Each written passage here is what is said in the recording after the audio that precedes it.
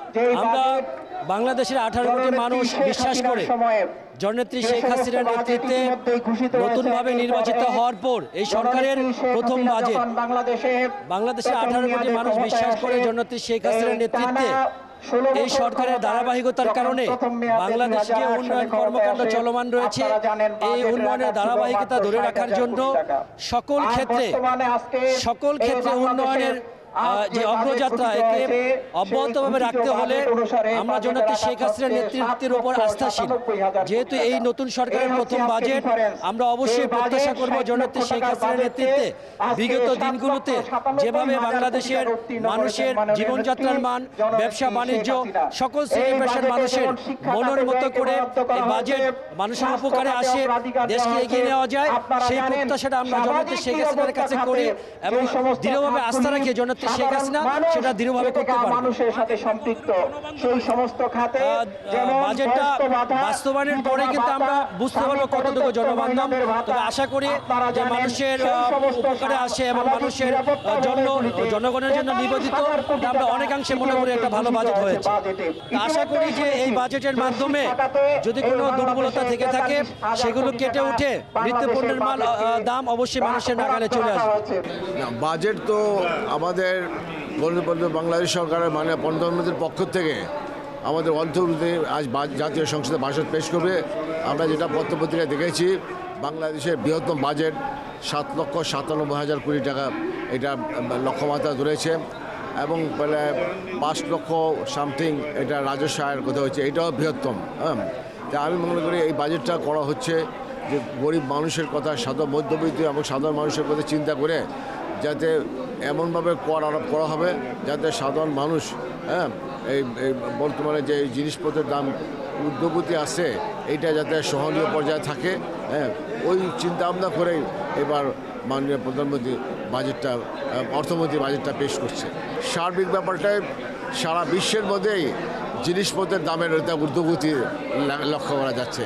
স্বাভাবিকভাবে বাংলাদেশ যেহেতু আলাদা দ্বীপ নয়, স্বাভাবিকভাবে এইটার কিছুটা প্রভাব বাংলাদেশেও বিদ্যমান আছে। আশা করি মাননীয় প্রধানমন্ত্রী প্রাণপণ চেষ্টা করছে সাধারণ মানুষের দুঃখ কষ্ট বিবেচনা করেই ইনশাল্লাহ বাজেটটা পেশ করবে।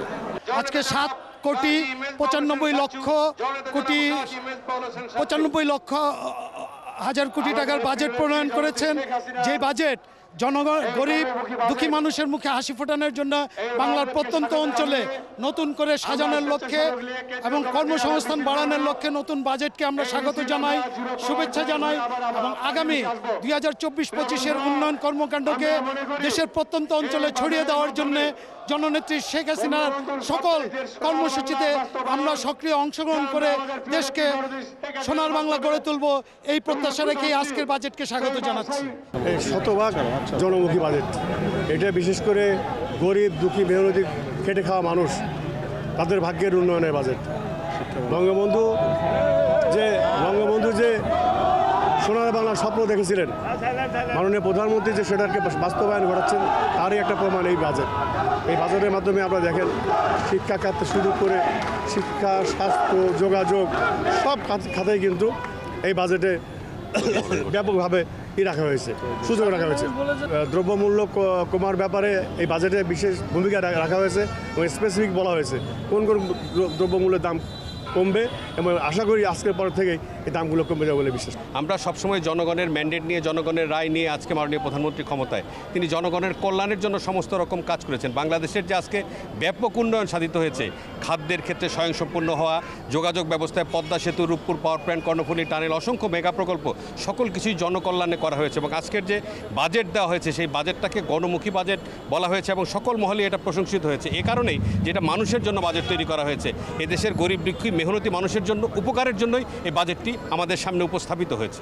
মাননীয় প্রধানমন্ত্রী বাংলার দুঃখী মানুষ, বাংলার গণমানুষের আস্থা অর্জনের মাধ্যমেই বারবার ক্ষমতা এসেছেন মাননীয় প্রধানমন্ত্রী জননেত্রী শেখ হাসিনা। এই উন্নয়নমূলক রাষ্ট্র প্রতিষ্ঠিত হয়েছে।